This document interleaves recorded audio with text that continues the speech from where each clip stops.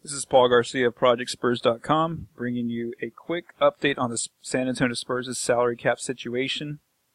After Tony Parker will sign with the Charlotte Hornets and Kyle Anderson will be signing with the Memphis Grizzlies. Just to put a timestamp on this, I am recording this in the evening of July 8th in the event that somebody gets signed, one of their free agents, or someone gets traded. I just want to make sure that those viewers know when I'm recording this exactly. So, when you look at the Spurs' current roster, now that Parker and Anderson are off the roster, basically, they have a team salary with all cap holds, all exceptions included, at $123.9 million, which is $22 million over the salary cap. So let's go through some, through each player's contract and some of these exceptions and explain them a little bit, and what other moves the Spurs can still make to add players to this roster. Because currently, once they sign Rudy Gay and Marco Bellinelli, they're going to have 11 players under guaranteed contracts. If they keep Brandon Paul past August 1st, then they're going to have 12 guaranteed contracts, meaning they can only add 3 more players to the roster unless they make any kind of trade. So let's go to begin here, and as I go through each player, I'll explain some of the exceptions and what kind of contracts they're signing. LaMarcus Aldridge still has a guaranteed contract of $22.3 million. Kawhi Leonard, $20 million guaranteed for next season. Again, he's obviously still in the trade rumor mill. It's kind of the offers are not as aggressive as were reported right before the draft.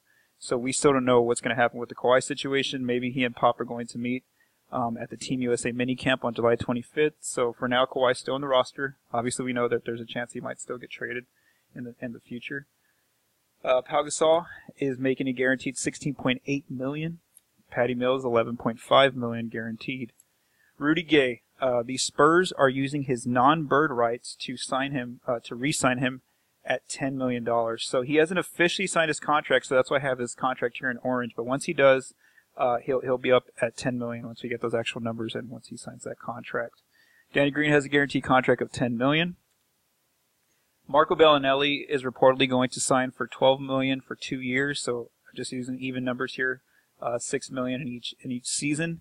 Now, Marco's interesting because most cap analysts project that the Spurs are using what we call their non-taxpayer mid-level exception to sign Bellinelli.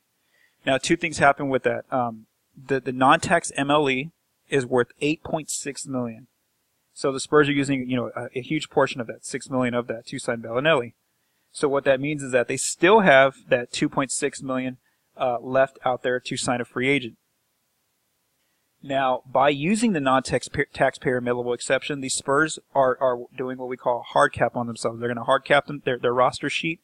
And what does that mean? It means that if you look down here at this number, what we call the hard cap or the tax apron, they can never exceed that. No team, once your hard cap, can exceed that throughout the entire season, not until the season ends next year on June 30th. So, by hard capping themselves, they will not be able to exceed that $129.8 million. And as you look right now with all these exceptions and cap holds, they're only $5.8 million away from that number. So again, any kind of deals that they make in the future, whether it's signing players, trading players, they can't ever pass that $129.8 million if indeed Marco is signing with that mid-level exception.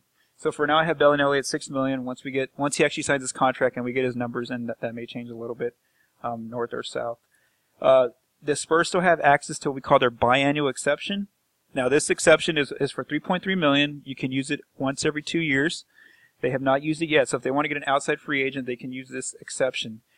If they offer this to a player, this exception, then that contract can only be at minimum 1 year and at maximum 2 years. So we'll still obviously keep an eye out to see if they use that biannual exception. As I mentioned earlier, they still have $2.6 million of the mid-level exception remaining. Now this is key for in the event they either want to sign a free agent to a 3 to 4 year deal, or one of their rookies, somebody like Chimezie Metu, who's one of their second round picks, maybe somebody like Jaren Blossom game, who's playing very well in summer league. If they want to give those players more than just a 1 or 2 year deal, then they have to use part of this mid-level exception to make those contracts 3 to 4 years in length. So that's actually something to watch with those young guys in the summer league. Is maybe they're going to set some of this money aside if they want to bring those players to the full Spurs roster, not just stash them over in Austin or let them go play overseas. So again, there's $2.6 million of the mid-level exception that San Antonio can use at the moment. Manu Ginobili, he's guaranteed $2.5 million We obviously don't know if he'll continue playing or if he'll retire. Last season, he made his decision on July 18th, so it could still be quite a while before Manu makes any kind of announcement whether he's going to continue playing.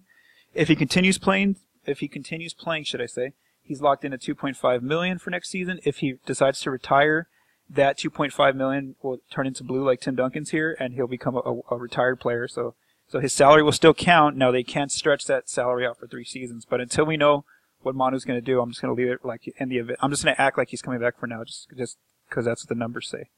Lonnie Walker, he hasn't officially signed his deal, but the cap hold's already there for him at $2.3 million, so he's got a guaranteed contract, $2.3 million, just for next season, and that's actually most likely going to be a 4-year deal once he signs it. Tim Duncan's still retired, so his salary is still there. That got stretched out when he first made that announcement a few years ago. Joffrey Laverne has signed with Fenerbahce overseas. So the Spurs are most likely going to renounce his cap hold. They haven't done it yet officially, so for now I still have it on the roster. But let's just say he's going to get renounced. Davis Bertans and Bryn Forbes.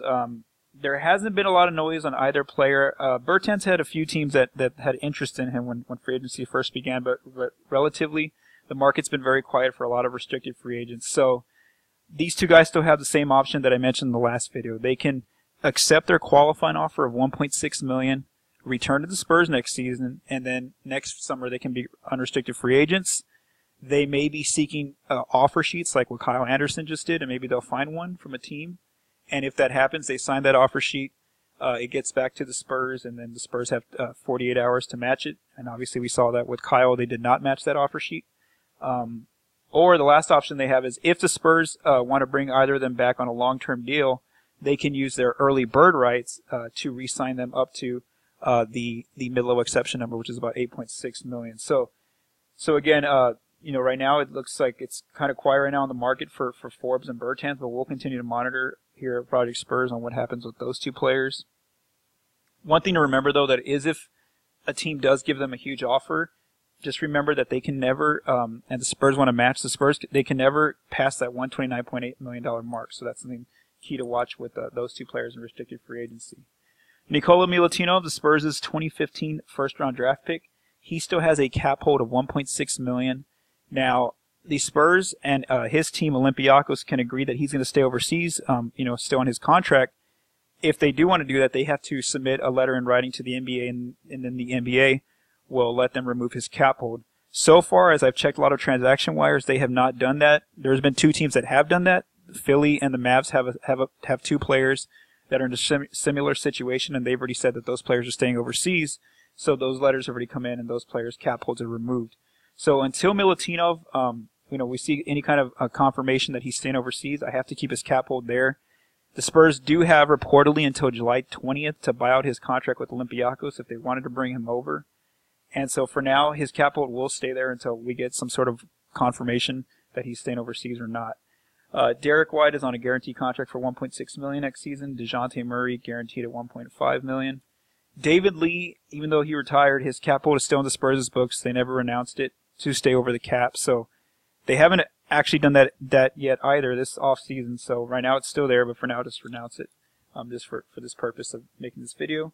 As I mentioned with Brandon Paul, he has a non-guaranteed contract of $1.3 million. What that means is that if he remains on the roster past August 1st, then that contract becomes completely guaranteed.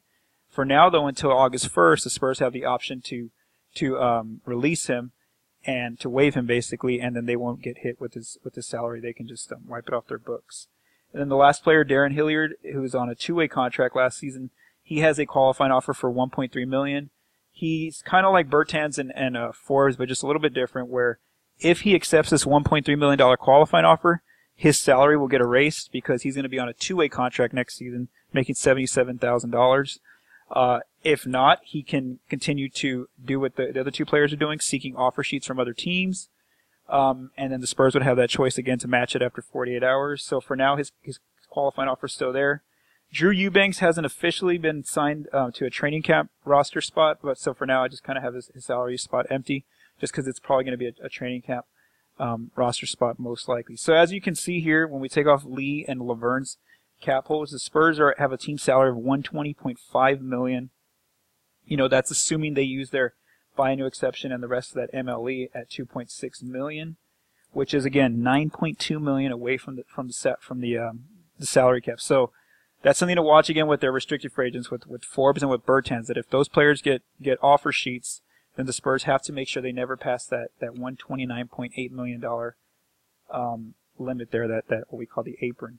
So that's kind of where the Spurs' roster stands, basically. If they want to make additions to this team outside of trades, again, if they want to get any kind of salary cap space, they have to trade most likely one of these players that's making north of $10 million.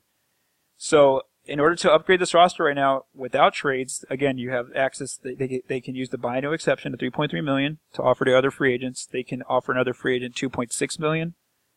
They can, or they can just bring their own two guys back, Forbes and Bertans, or possibly Hilliard. They could convert to a full NBA contract if they wanted to do that, or also bring in Nikola Milutinov. So this is kind of a quick review of where the Spurs' cap situation stands after Parker and Anderson have left the team.